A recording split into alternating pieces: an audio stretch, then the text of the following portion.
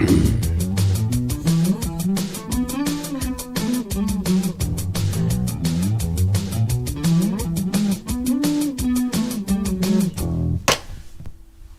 there. I wasn't fast Ow, enough. yeah. Crouch down there. Got to get those bunny ears. Man, I feel bad about the people who only catch the podcast and don't see all the shenanigans. Yay, Hello, you good people. Welcome. Welcome to Shenanigans. Welcome to Shenanigans. Thank you for joining us. This is 5 Minutes with Robert and Amy Nasir. For Sunday, February 12th, 2023, the 43rd day of this year. And after today, there are 322 days, 322 left in the year, left for you to make this your best year yet. 316 days until Christmas, 261 days until Halloween, and two big days until Valentine's Day. Why is he talking so fast? Because we're going to make it a quick one. We're going to make this a quick show. We want you to see the superb owl. Yeah, superb owl. And this time, for the superb owl, they're going to have a superb eagle and a superb chief, or many superb chiefs. No, wait. That's Super Bowl. No. I don't know. The superb owl sounded much more interesting. Well, the superb owl, they're all going to be on a field with a whole bunch of superb chiefs, and the chiefs are Native Americans. Therefore, they're all dressed up in their regalia, and they're going to be dancing, and there's going to be owls and eagles who are really, really, really excellent at what they do, and they're going to kind of like do a coordinated aerial dance with the chiefs who are going to be on the ground doing kind of like a really cool dance that's really highly choreographed. I heard the superb owl was named Rihanna, and she only had 13 minutes to do her dance. Well, maybe she's the big chief. Big chief. She definitely is. I'm sure she makes more money than any of those multimillionaire football players. But seriously, folks, it's sad I couldn't name a single Rihanna song. Maybe I'll watch the halftime show just to learn what I have missed out in today's pop culture. Because at my age, what I know is on this date, that's right, February 12th in the year 1924, 99 years ago today, was the first performance of George Gershwin's jazz concerto, Rhapsody in Blue, at the Aeolian Hall in New York City, February 12th, 1924. Writer at the time said it starts with an outrageous cadenza on the clarinet. If you're familiar with the piece, you'll know exactly what I'm talking about. The now famous 2.5-minute octave glissando that makes Rhapsody in Blue as instantly recognizable as Beethoven's Fifth Symphony. I have linked in the show notes 2 performances of Rhapsody in Blue. There's a recent one that is very exciting, high resolution, great sound, but there's also one of Leonard Bernstein out there. And he's not just conducting it, he's playing the piano. It's easy to forget sometimes that some of our greatest composers, some of our greatest conductors were also musicians themselves. So that is absolutely worth seeing. Also on this date, again, I warned you I was going to go fast. We're going to go fast through these early stuff here. It's the birthday of Abraham Lincoln. All right. Yes. We went to Washington, D.C. last year. We shared with you our impressions and even pictures of the Lincoln Memorial. If you've never seen the Lincoln Memorial in person, photographs do not do it justice. You have got to go to D.C. and check it out. Check out the great man sitting on his seat. I was going to say throne, but we don't have royalty in the United States, you silly Brits, you. You have got to see the Lincoln Memorial. And same date, same year, the birth date of Charles Darwin, also in 1809, on this date. Yes, the English naturalist. Well, yeah, the man who wrote Origin of the Species, who conceived the theory of evolution by natural selection, born in Shrewsbury, Shropshire. Ooh, Shrewsbury, Shropshire. The last time we mentioned... Worcestershire. That's right. The last time we mentioned Charles Darwin, I remember enjoying saying Shrewsbury, Shropshire. So happy birthday to the late Charles Darwin. Now, we always want to do a birthday of somebody who is still with us. It is also the birthday of Christina Ricci. Turned 43 years old today. And it's come up because we talked a couple weeks ago about the current television series Wednesday. Yes. Now, Christina Ricci is famous for playing Wednesday Addams in the first movie adaptation of the old television series. In this case, she doesn't play Wednesday, but she is in the show. Yes, she is. Well worth seeing. Very fun. Very yeah. fun. Lots of funness. Super, super fun. And, but actually, before you go on, yes, there's an excellent quote here by Abraham Lincoln. Quote, "Don't believe everything you read on the internet just because there's a picture with a quote next to it." Abraham Lincoln. That's right. Abraham Lincoln I saw that on the internet, so I know Abraham Lincoln really did say it. Since you gave me a moment here, I'm just resizing my chat windows to make sure I'm catching what is going on in the chat there. For those folks who are not catching, well, I was going to say they're not catching the Super Bowl pre-show. This is your Super Bowl pre-show. Yeah, Super Bowl Absolutely. pre-show. So it is Super Bowl Sunday. Happy Super Bowl Sunday to you. Some of you may love the game. Some of you might be fair weather fans like me. I'll watch the Super Bowl and love it and not watch a single football game other than that all year. But the Super Bowl is always the best, especially because it's got the best, certainly the most expensive television commercials. You know, we did an episode called Tears of Splendor, What's Your Overwhelm? And it was a show about, you've got to know a few things that you can always call on that get you in the gut, that bring the tears to your eyes, that inspire you, that make you want to live a little richer. Man, is the Super Bowl a great time for some of those commercials that put that big old lump in your throat. Yes. Yes, and actually, our supporter Jeff Bannister, he posted on Facebook today the song that won the Grammys by Bonnie Raitt, and I'm forgetting what it's called, but the song is basically about organ donations. Oh yeah. And well, it's a lot more dramatic than that, but I watched the video today and I saw I read the lyrics, and oh my gosh. Was it super lump in throat? It was more of like gushing tears. It Wow. was just rainy. It was just like faucets, you Aw. know. Oh, Good. I couldn't. It took me a good 5 minutes to compose myself again. When I was young, I used to have a real mixed reaction to that kind of thing. Yeah. Even the like the Clydesdales, the Budweiser Clydesdales of welcoming the veterans back. Big lump in your throat kinds of things. It always felt a little, manipulative. And now that I'm older, God, I love that. I just love that stuff. So yeah, I'm hoping this year's Super Bowl will include lots of good commercials. If you're not watching live, YouTube always does a page with all of them on the next day, or at least all the ones that were cleared to be put on YouTube. I don't think there's much missing from that. Everybody is willing to work with YouTube these days, so happy Super Bowl Sunday. Happy Darwin Day. It's not only his birthday, but a day that we celebrate Darwin. It's actually Darwin Day. So it was interesting to me because when I was young and learning about evolution, and we learned, well, how does DNA from generation to generation, how evolution work, right? How does it change that much from one generation to the next? In fact, anti-evolutionists would say, well, there just aren't enough, accidental knocks from a cosmic ray or something else that makes a minor tweak to DNA. There's not enough of that to account for evolution over the course of 4.3 billion years, or really 2 billion years since, life. And it turns out we know so much more than when I was a kid. The explanations are actually, there's a whole list of them, from genetic recombination and chromosomal crossover to gene conversion. There are so many ways in which genes change over the course of generations. So again, huge shout out to the man, Charles Darwin, and his voyage on the Beagle. Whenever I think Beagle, I now think of Adam Mossoff. I know.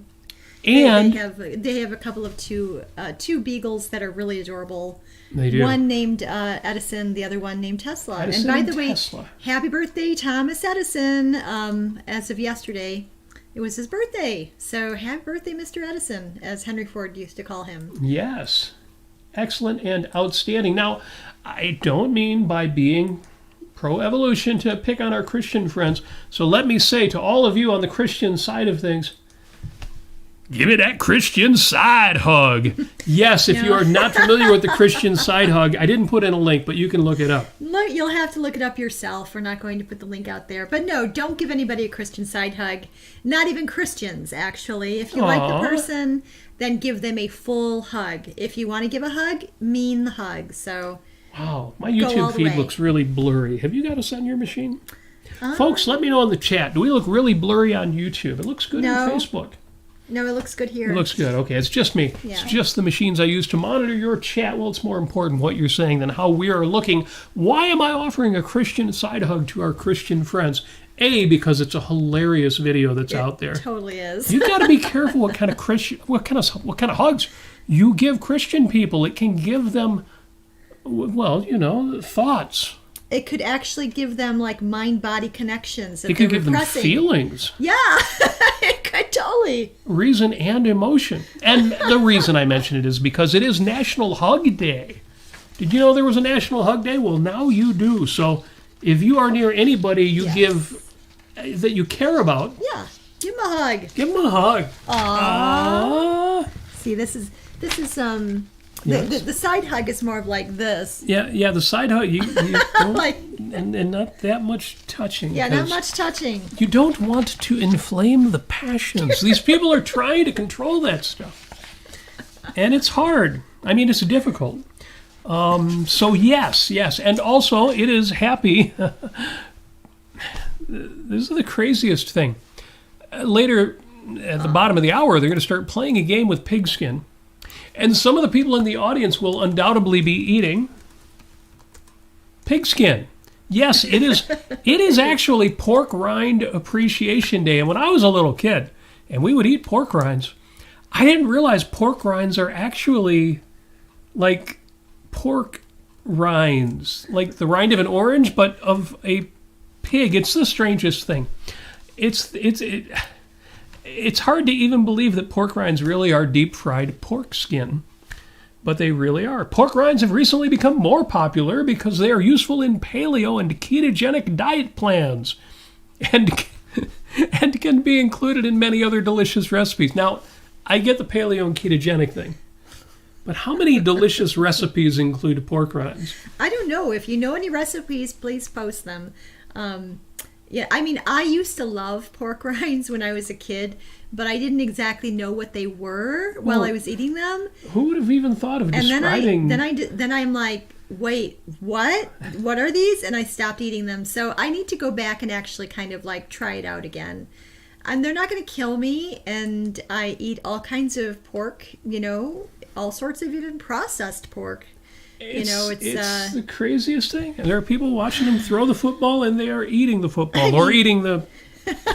If you're gonna go so far as to eat sausage, pork rinds are nothing. Well, that's a good point. Look at it that way. It's just because it's so external. But you're right. Who knows? Yeah. The cliche is actually true. You don't want to know how they make the sausage. And Jeffrey is on Facebook, and he says, "Mean the hug." That's right. Best thing I've heard all week. Oh, yeah. Thank you so very much, Jeffrey. Oh, yeah. And when I do see you, I'm sure I will at some point, I'll give you a big full-on hug. Yes. That's right. Yeah, we're huggers, but we're not habitual huggers in that we don't do, because you're supposed to. We don't do that. If we hug you, we mean it. Yes. Right. But I know that. I know families where they hug like a kiss on the cheek, but it doesn't mean anything because they always do it. Yeah, absolutely. Absolutely mean it. Finally, one more in that regard. It is Happy World Marriage Day. Now, World Marriage Day, we talked about similar holidays started by Catholics. Nothing against Catholics. Again, give them a Catholic side hug, but it has expanded to include, as it should, other forms of marriage, including the obvious one, gay marriage, but even going back 50 years to mixed marriages. So World Marriage Day, love that. There's a side holiday called National Freedom to Marry Day. I want it all brought together. I don't want that separate holiday. Like we took over Christmas, I say we, us, all the good people. Us. We need to take over World Marriage Day, and we don't need a separate Freedom to Marry Day. We are done with that. We made it happen. We have won that war. On to the next victory. So happy World Marriage Day to all of you who are married, all of you who want or plan to be married someday, all of you who know somebody who is married. And that's it. That's all I'm going to do about today, holidays, all that. Real quick, shows this week. I did a show on Will McCaskill's book, What We Owe the Future, called What We Really Owe the Future. Link is in the show notes. I heartily recommend it. It's very good. I thought it was pretty damn good. And a lot of compliments coming from all sorts of people, so it was really nice. You know, some of the shows that we do, are more just love fest. Reach out to y'all, talk to the people we care about, put some interesting stuff out there, a few important links. But some of them are more philosophical, and that one was a little more philosophical. Yes. And I especially appreciate the YouTube comments. You mentioned Jeff Bannister. Huge shout out to Jeff Bannister for the super thanks that he put in to support the ARC UK. Good show. I think it was worth watching. Link is in the show notes. Also, speaking of ARC UK, I also did a show with James Valiant, as I always do on Wednesdays, called Ayn Rand in Love. Ooh la la. Yes. It's funny because, you think, well, no, Ayn Rand was with Frank O'Connor her whole life. That was the love of her life. She had that relationship with Nathaniel Brand, and that's it. Mm-hmm. Those two. Well, she did have a crush in Russia. I don't know if it was how far it went, but there was a relationship in Russia. There are indications that there was a relationship. It's hard to say how far it went. And we know she had a crush at the end of her life, too. Mm. And, after her husband passed away, there was a television star who, she never fully got her lust for life back after Frank O'Connor died. But Harry Binswanger tells the story, and you can hear it on his Meeting of the Minds shows she discovered this television star that gave her a little pep in her step. A little pep in her step. Yes. A little, I don't know. But obviously, we didn't just talk about Ayn Rand's love life. We talked about Objectivism's perspective on various aspects of love and romance. I think that show was well worth hearing, too. So both of those. It gave her the bend and snap. The bend and snap. All of you Legally Blonde fans will know what that's all about. Oh, the bend and snap works every time. Works every time. Love it. And it does. It's the craziest thing. So Jim says over on Facebook, he says, ever eat a football? Many parts are edible. Well, yes, they are, but I would not advise this. Well, he put that as a quote from Ewell Gibbons. We all know him as the grape nuts guy. Oh, right. In the television commercials. And every time that commercial for grape nuts came on, it looked like, here's some small stones and twigs. Eat this for breakfast. It's the strangest thing. When I was a little girl, I'm like, that sounds delicious. It really? tastes like grapes. That sounds great. I'm going to have some. And that's the thing. My grape mom nuts bought some for me because I kept bugging her. Yeah. And I'm like, this is not grapes and nuts. What tastes like cardboard.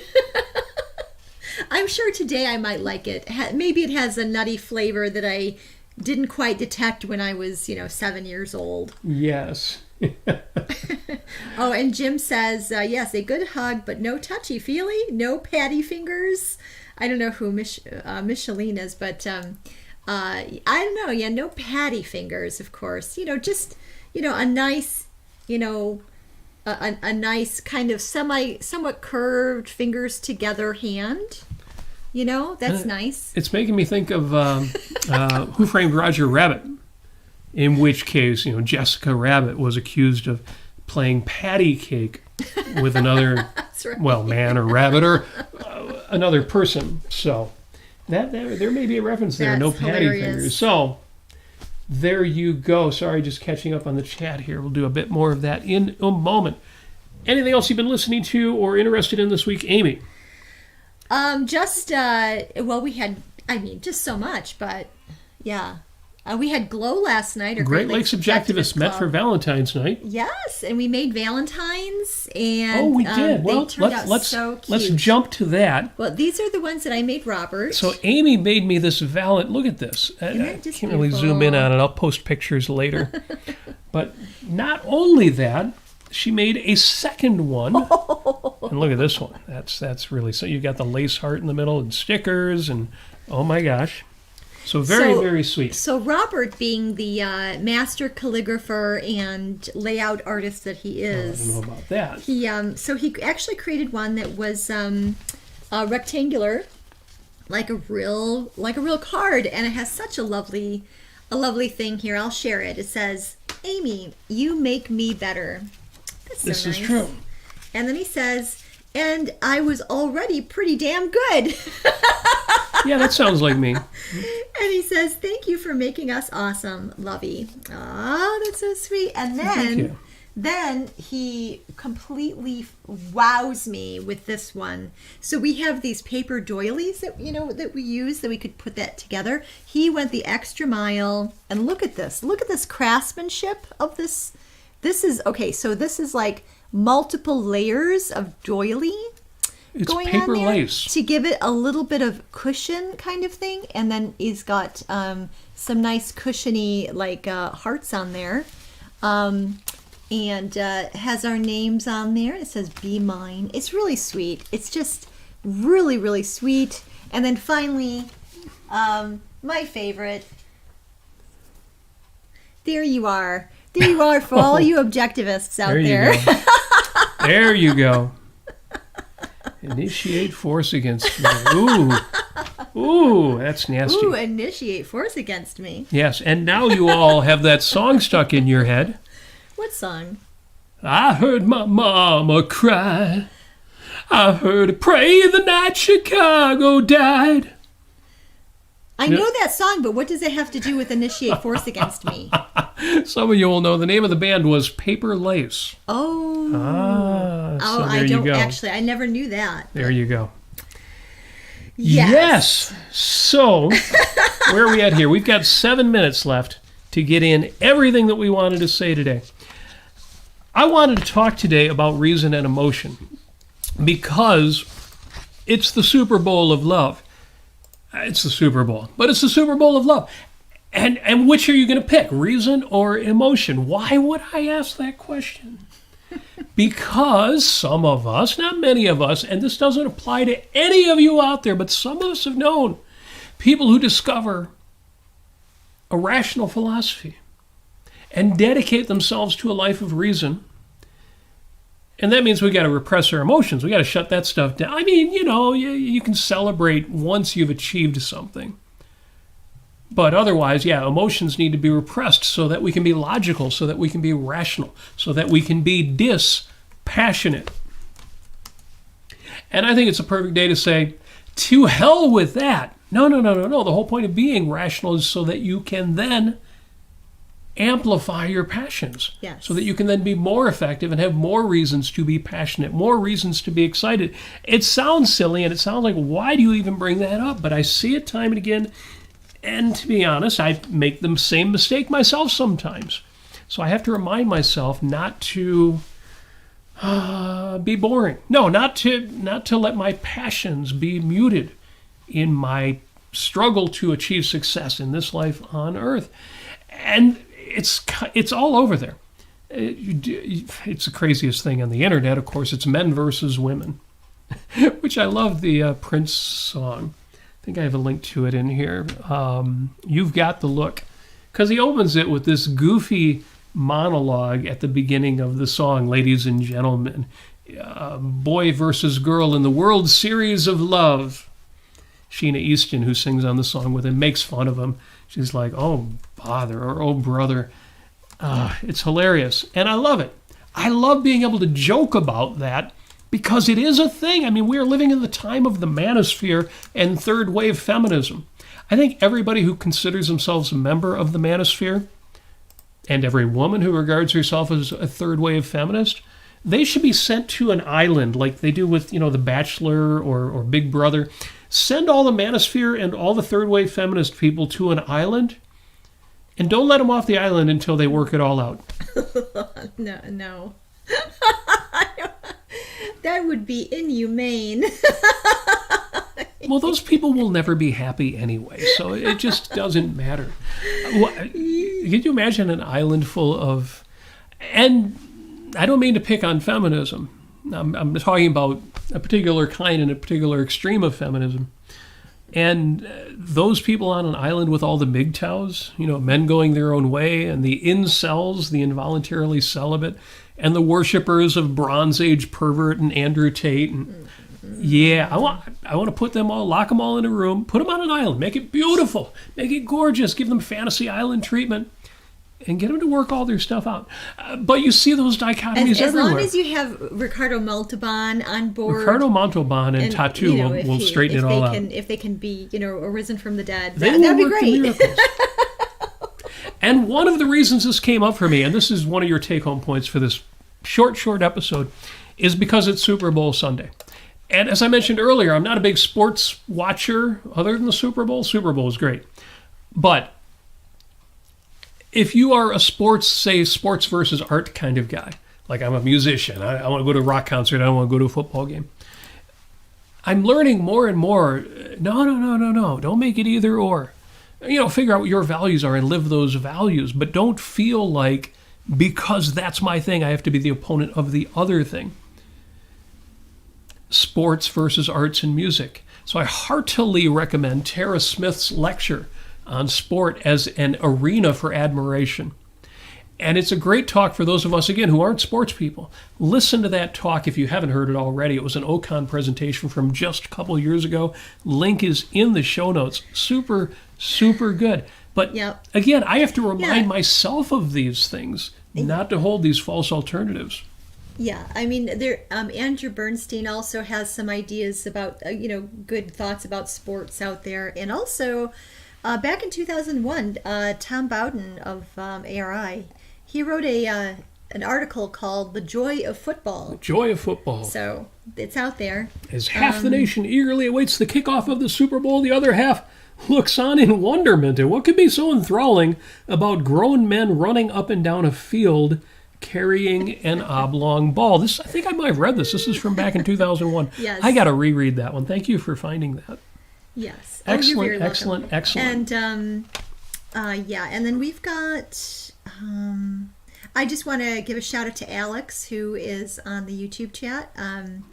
Happy birthday! He's a couple days old into the 30s. Excellent. The third decade of life. Older and wiser, I am certain. You're past the quarter mark of your life. So welcome to the Old People Club. Oh, yeah, and Apollo Zeus is joining in the celebration. He even got him a cake. Oh, He was very generous. Very generous. Hey, that takes clicks. Not easy. So, yes, any of these false alternatives, in objectivism, those of you who are fans of Ayn Rand or hardcore objectivists like some of us, these dichotomies. You recognize these false alternatives. You're like, oh, I would never do the reason versus emotion. I would never do the logic versus passion thing. But I'm telling you, even somebody like me has to remember, oh, yeah, I've been doing hard work or I've been very, rational, but I've let my passions go. I haven't been, dancing. I haven't been playing guitar. I haven't been doing the things that matter the most to me. And so I also want to recommend the film Serendipity. Oh, yes. Because one of the plot points near the end of the film is one of the characters says to our hero, the Greeks didn't do obituaries. They didn't have a long speech at the end of somebody's life. They only asked one thing. Did he have passion? Mm-hmm. And I love that sentiment. Yeah. It's such a great movie, and there's so many wonderful parts to it. And John Cusack is just wonderful, and Kate Beckinsale is awesome. And speaking of the of reason and emotion, I have a T-shirt here. Yeah, it's not quite making the camera, but take off your shirt. Emotions. I mean, raise your shirt. Shut your mouth. Your emotions are valid. Our Okay. emotions are valid. So, some people might say, oh my gosh, does that mean that you're going to feel an emotion and then you're just going to not introspect on it? You're just going to kind of take it at face value and you're going to act on your emotions without examining what they are and what the value judgments behind those emotions are? No. This is actually in the context of it's sort of like an anti-repression message that you should be in touch with your emotions. You should be introspecting. You should be taking your emotions seriously, and seriously enough to understand what the experiences or value judgments or thoughts behind those emotions are, so that you can then judge whether or not those thoughts are valid and rational. And and you should be acting on them, or you're not acting on them, however. But, that is actually a real key to keeping passion in your life, is to introspect on what your emotions are, understand what the meaning behind them is, and then take action. Don't just, I guess that's my opinion. No, take action on them, be passionate, find things and fall in love with them, whether it's an experience or a person or a friend or a place like New Orleans, or something else completely. Have passion in something. And, don't just say, well, I kind of like these things and these sort of are my values. No. Try to get the juice out of it and understand why they are your values, why you do like them, put words to it, articulate it, and it'll become much more passionate for you to experience those things. Outstanding. Yeah, if anybody bristles at the expression your emotions are valid, realize that your senses are valid. Mm-hmm. What do you mean your senses are valid? Well, everybody in objectivism who's read Introduction to Objectivist Epistemology or studied objectivism at all, or anybody who's not even an objectivist but you're rational, your senses are valid, but you can misinterpret the data provided by your senses. But your senses are automatic. They just do what they do, and it's up to you to figure out what you're being told. Your emotions are exactly the same way. Emotions are automatic value judgments. They're automatic responses, and they're based on your convictions, your subconscious beliefs. But the point is your emotions are not going to fool you. They're not going to do anything. It's up to you to introspect and figure it out. Yeah, the one of my favorite quotes, I'll read it from Ayn Rand, is, emotions are the automatic results of man's value judgments, integrated by his subconscious. Emotions are estimates of that which furthers man's values or threatens them, that which is for him or against him, like lightning calculators giving him the sum of his profit or loss. Yes. And emotions are amazing. I love being a human being myself personally. I like it. Yeah. I'm passionate about being a human being, and that is an experience I think we all need to not take for granted, but embrace and get the most out of.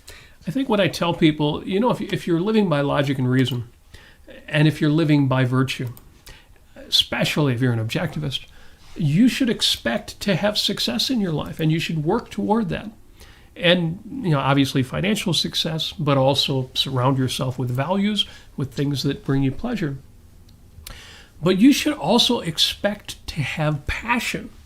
You should expect to have joy in your life. Now, a lot of that's personality, a lot of it's temperament, some of it may be genetic. I'm not saying that if you are a quiet and calm person, that there's anything at all wrong with what you're doing. But you should have that joie de vivre. You should have passion. And you deserve that. And that is the point. Real quick, couple links in the show notes. I've got a link to that Leonard Bernstein performance of Gershwin's Rhapsody in Blue, again, with him conducting from the piano. I've also got a link to Compañeros de Flamenco, which I mentioned last week. Amy emceed the flamenco group and danced during the encore, despite her leg being wonky right now. She's working her way through that. She danced anyway. I did. I said that would be up on YouTube, that the Bloomfield Township TV people would be putting it up. They did. Yes. Link is in the show notes. You can watch that and see a bit of what Amy does is like. I don't know if that sentence actually made grammatical sense, but every time you guys do this, actually I was involved too. I was the sound guy. Yes. Every time we do this, it's a little bit different, but this was a good one. Yeah, it was really great. We had 200 people in the audience, and it was just fantastic. I think we talked about it last time, but yes. Yeah, we did. One of the reasons I wanted to mention this television series, the Netflix series Wednesday, is because it's Christina Ricci's birthday, but also because we enjoyed it, we've recommended it to you, and this is pretty cool. Next Friday, Wednesday. Meaning next Friday on the TV talk show on Ayn Rand Center UK, they will be talking about the series Wednesday. That's going to be good and fun, and the link is in the show notes. You'll want to catch that. And, well, that's just about it. Yeah, we were going to wrap up early, and I wanted to... Did you want to recommend the Harry Binswanger? Or did you already give a plug out? I do want to recommend the Harry Binswanger. I'm glad you mentioned that, because Harry, and it's not yet. This is another one that's for next week, like the Wednesday and Friday, Harry Binswanger on Monday is going to be talking to this woman that he knows, Jean Maroney. It's funny because he plays it that way too. This is his wife. He just happens to be married to one of the best motivational psychology people in the world, and they're going to be talking about emotions and clear thinking. If you want to talk about putting emotions and clear thinking together, this is going to be the show to watch. Link is in the show notes, and it's on ARC UK. You can catch that on Monday afternoon. Do not miss it. A few of those we talked about, things that get you choked up. I added a couple of the show notes. Whitney Houston's version of The Greatest Love of All, first made into a single by George Benson as part of a movie soundtrack. His is good. Really good. He's George Benson. But Whitney Houston's is just transcendent. It is. If you've heard it on the radio, you might be kind of used to it. You might think, oh yeah, that song. When that song, I remember when I was a kid and that song first came out, it was stunning. Stunning. Absolutely, just, it was, and I really loved the song, and I was really surprised at how people were like, yeah, it's all right. I'm like, no, it's the best. Well, and when you listen to the lyrics in the chorus and you realize it's a love song, to yourself. To yourself. That's right. And I understood that. Actually, that was one of the very positive influences I had when I was, I don't know, maybe 13 years old or so. Yeah, it was great. Stunning. Okay, we're going to wrap up. We're going to wrap up early. 5 minutes in 37 minutes. Real quick, my show note, post-it note for the week says, I want it all. And the reason my post-it note for the week says I want it all is because, logic versus passion, reason versus emotion, false alternatives all over the map. A better attitude is, a rationally selfish attitude is, I want it all. I want both sides of every one of these, and I don't mean the splits where both sides are bad, the manosphere versus the feminists. I don't want either side of that. But sports versus art and music, logic versus passion, men versus women, the battle of the sexes. No. We should have everything. We should have it all. We deserve it all. We can make it happen. My homework for the week is just to journal my days and figure out how many hours I can fill with values. Midwinter, things are kind of, sleeping in and stuff like that. No, this week I'm going to be journaling and figuring out just how juiced I can get. Amy and I are learning to dance. Amy and I are learning music theory. Yes. And we're spread thin. It's been hard to keep up with all of the things that we're trying to learn, trying to do. So this week, I'm going to figure out, okay, maybe it's not reasonable to expect to do all the things we're doing, but let's figure it out. Let's figure out how much we can do. If you're not the kind of person who usually writes down how many minutes, how many hours you put into different things, that might be fun for you to do too. That's my homework for the week. And that's it. That's all I got. I'll let you go. If you missed the kickoff, I'm sorry about that. Hopefully you've got the ability to back scroll in time, go back 10 minutes and catch that. But thank you for joining us. Thank you for being here. You guys, I see y'all in the, Jeff Bannister, exactly. I was going to mention the Queen song, I Want It All. Exactly the right song to reference. Thank you for being in the chat. Thank you for joining us.